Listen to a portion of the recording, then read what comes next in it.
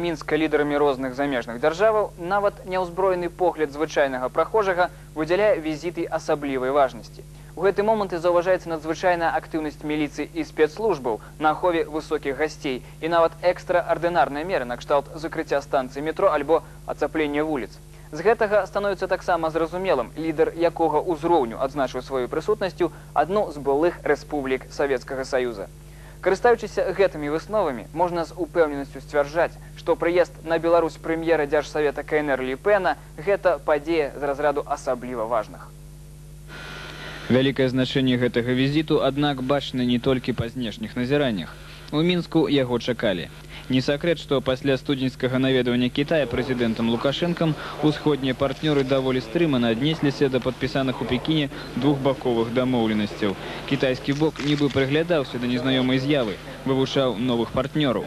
Крокам да больш дасканалага вывучэння Беларусі, дарэчы, і назваў гэты візіт Лі Пэна Александр Лукашенка. Калі акрэсліваць накірункі двухбаковых перамоваў, то можна выдзеліць тры асноўныя моманты – эканамічны, палітычны і ваенна-тэхнічны. Што тычыцца эканомікі, то беларускія кіраўнікі неаднойчы заяўлялі аб сходнасці падыходаў да эканамічных рэформаў у дзвюх краінах. Беларусь падтрымлівае пераход на рыначныя рэйкі па кітайскаму ўзору, заявіў прэзідэнт. Мы не относимся ни я, ни Цзян Цзимин или же Ли Пэн к каким-то там суперрадикалам, вы это прекрасно понимаете.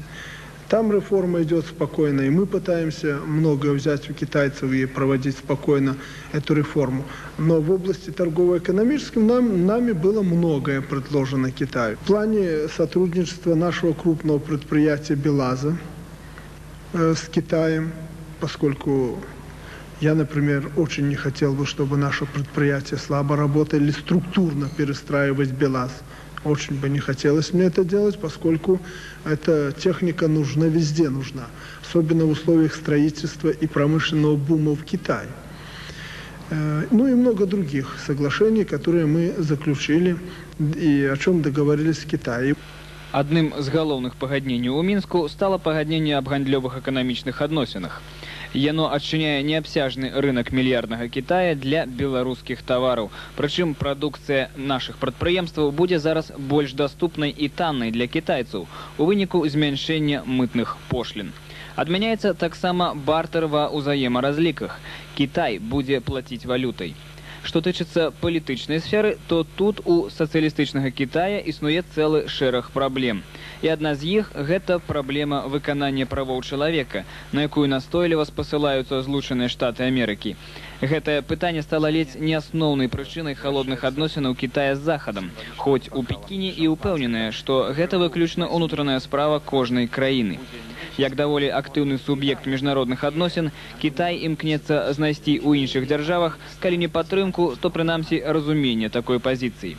Здаецца, у Мінску Лі Пэн гэтае зразуменне знайшоў. Не менш непакоіць кітайскі бок і праблема экспансіі буйных дзяржаваў у адносінах да малых развіваючыхся краін. Моцны Кітай на міжнародным узроўні выступае супраць тых, хто крыўдзіць слабых і маленькіх. Каму як не маленькай Беларусі разумець такі падыход?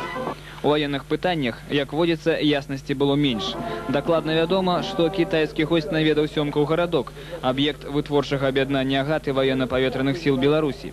Падрыхтаваны ж раней дагавор аб ваенна-тэхнічным супрацоўніцтве у выніку застаўся непадпісаным. У любым выпадку рэальных дзеянняў абодвух бакоў гэтай сферы трэба чакаць праз пэўны час.